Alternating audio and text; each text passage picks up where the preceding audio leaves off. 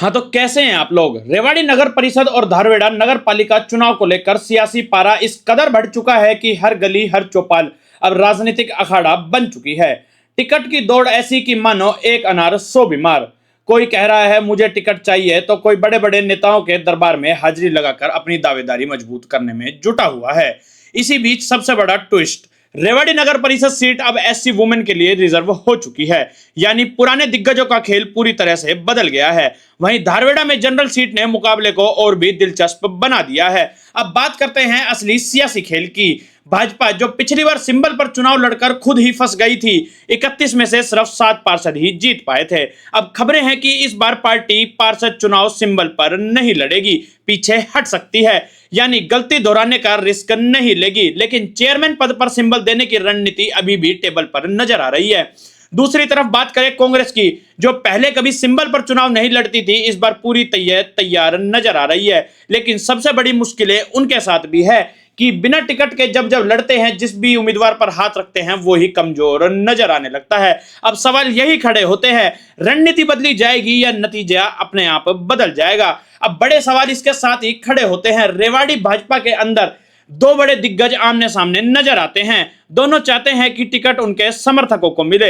अंदर खाने की खींचतान क्या बगावत में बदलेगी, ये तो समय बताएगा। वहीं कांग्रेस में पूरा दारोमदार कैप्टन अजय सिंह यादव के कंधों पर नजर आ रहा है। लेकिन पिछली हार का साया अभी भी पीछा नहीं छोड़ रहा है। जब पूरा दमखम लगाने के बावजूद अपने उम्मीदवार नहीं जिता सके, तो इस वक्त की जो स्थिति है उसमें क्या होगा वो तो समय बताएगा।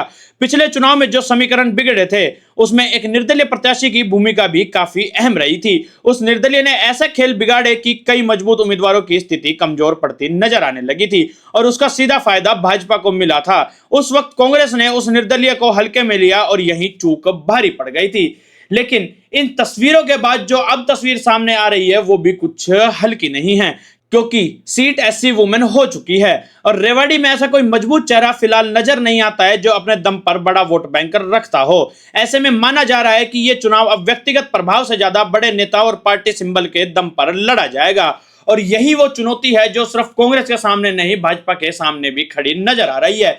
क्योंकि अब अगर कोई बड़ा निर्दलीय मैदान में नहीं आता तो वोटों का बंटवारा भी कम होगा और यही वो फैक्टर है जो अक्सर भाजपा को नुकसान पहुंचाता आता है। अगर इस वक्त वोट सीधे मुकाबले में गए या डायरेक्ट कहे कि आमने सामने का मुकाबला हुआ तो मुकाबला बहुत कड़ा होगा और भाजपा के लिए भी रास्ता आसान नहीं होने वाला। यानी साफ है, चुनौती दोनों तरफ है, चाहे कैप्टन अजय सिंह यादव हो चाहे भाजपा का संगठन हो। कैप्टन अजय सिंह यादव जिस समय कहे कि लास्ट चुनाव लड़ा था उस वक्त सारे फैक्टर उनके साथ थे, सारी चीजें एक साथ मिलकर काम कर रही थी।